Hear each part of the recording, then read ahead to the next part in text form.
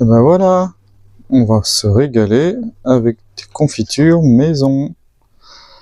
Salut les gens. Alors, je me retrouve avec un certain pois en raisin que j'arrête pas de laver, de trier, et je ne sais pas trop quoi faire avec ça.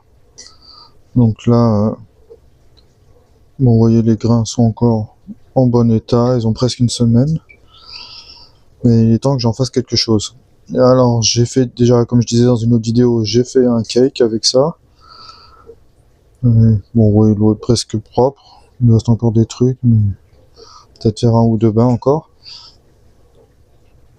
Et puis aussi, j'ai essayé de les déshydrater, mais c'est pas du...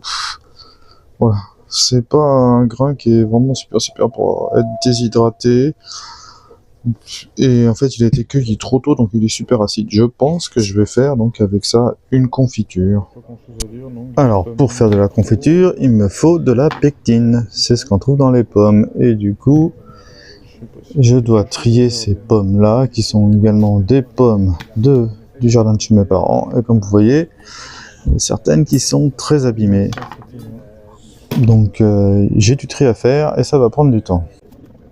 Plus votre fruit principal va contenir de l'eau, plus il faudra mettre de pommes. C'est ce qui donnera une consistance épaisse à votre confiture. La proportion de pommes peut varier de 1/3 à la moitié. Et contrairement à moi, je vous conseille de laisser la peau, c'est là-dedans qu'il y a la pectine. Alors ensuite, on fait cuire nos raisins dans un fond d'eau.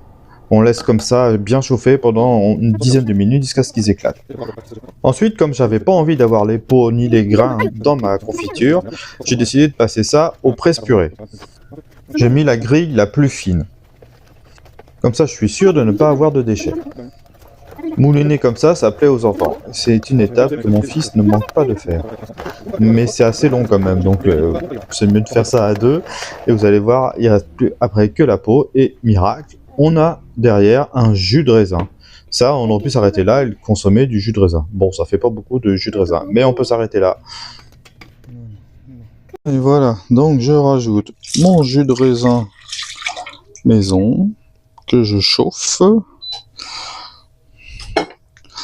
Je rajoute ma pectine, c'est-à-dire mes pommes. Cette pectine va donc aider à gélifier et en même temps, ça va aider à la conservation. Ensuite, j'ajouterai le sucre que j'ai dosé dans un verre à côté. Traditionnellement, on fait 50% de fruits, 50% de sucre. Et au passage, on fait de la pub pour cette brasserie super sympa. Au bout de 20 bonnes minutes, les pommes sont cuites. Il n'y a plus qu'à mixer tout ça.